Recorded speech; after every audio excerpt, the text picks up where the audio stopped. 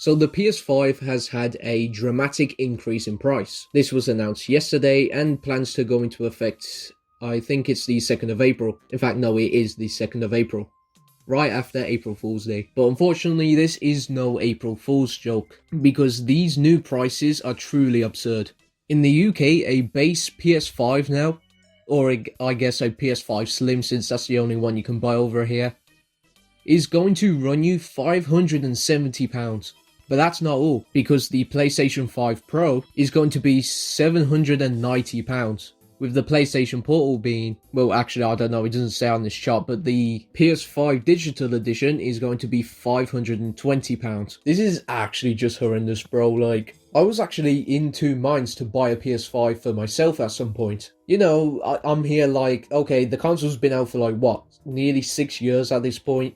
Surely there's gonna be some cheaper console revision or some cheaper console bundle or something, you know, something like we used to get.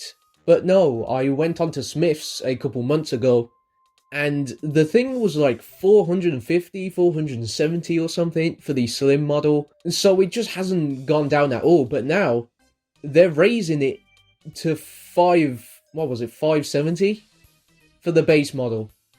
570. That is ridiculous. Just get a PC at that point. Do not spend 570 on a console with no bloody games. It doesn't make any sense.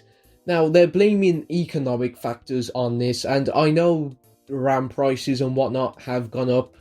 I know there's conflicts going on. But do we really believe these companies? It's hard to believe them when they've lied to us and done scummy business practices to us over and over again. These companies are not your friends, so why would we trust them? Why would we believe anything that comes out of their mouths? Like, yeah, you can blame economic factors all you want. Does that really warrant the console going up nearly £100?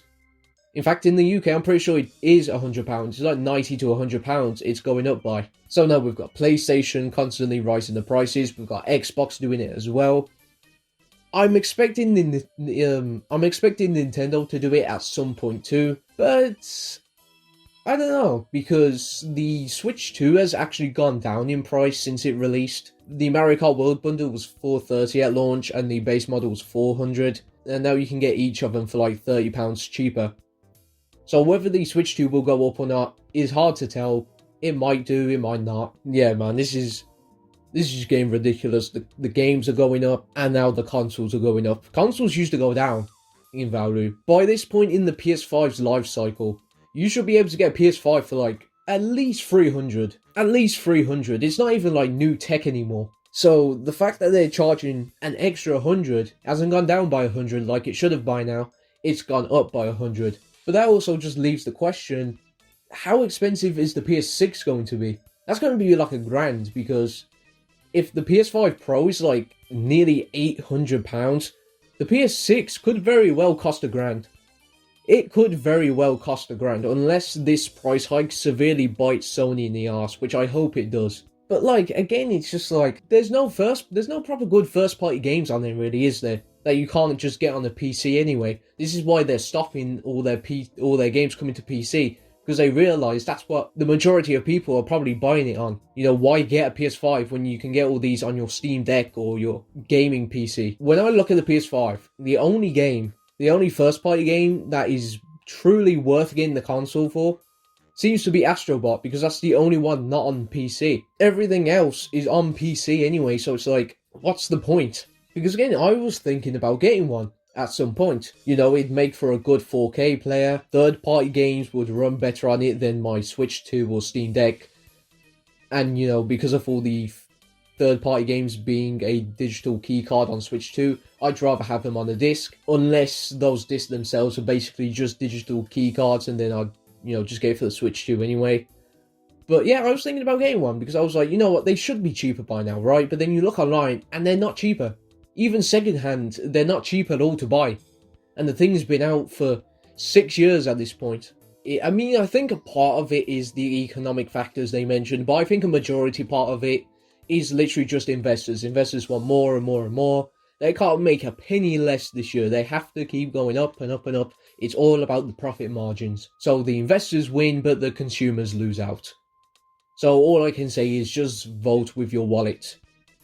If you don't like these practices, stop buying the systems, and Sony will soon realize and probably knock the price back down. Or at least the retailers will. Because it's I'm pretty sure, yeah, it is the retailers that dictate the price. But yeah, it was just a quick rant kind of video because it's getting ridiculous. Gaming used to be, at least, it's always been a bit of a pricey hobby. I don't get these people who are like, oh, gaming used to be really affordable. It's new games have always been a bit pricey. New consoles have always been a bit pricey. But we used to get deals.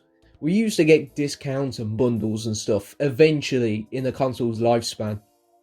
But we just don't get that anymore. They go up. It's the opposite now. Honestly, if I was Nintendo, and even Steam now, I would just keep, do not increase the prices. If you want to beat the competition, don't increase the prices.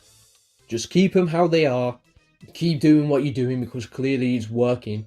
Again, I wish Nintendo's prices were cheaper too, but it seems to be working for them. And technically, Nintendo is still the cheapest option here. Even before the price hike, Switch 2s were always cheaper than PS5s and Xboxes. And the Switch 2 games, apart from Mario Kart World, which even now has been dropped back down to 60, it's still either on par or cheaper than PS5 games, which usually retail for flat 60. But yeah, what do you guys think of the price hike? Do you agree with it? I'm not going to even say do you not agree with it because, of course, nobody agrees with it. I'm not even sure why I'm asking this. But anyway, leave a comment down below and maybe we can have a discussion about it. I will see you guys later. Oh, and no, I'm not going to talk about the Nintendo thing that happened the other day, the whole digital and physical fiasco, because that's only for America. I'm not American, I don't know if you can tell. I'm British. So, yeah, that doesn't really apply to me, because over here, Nintendo Switch 2 games, the digital ones have always been more expensive than the physical, by like a good £10, so nothing's changed over here. Unless you buy off the official Nintendo store, in which I think physical games are actually more expensive, but yeah, I will see you guys later.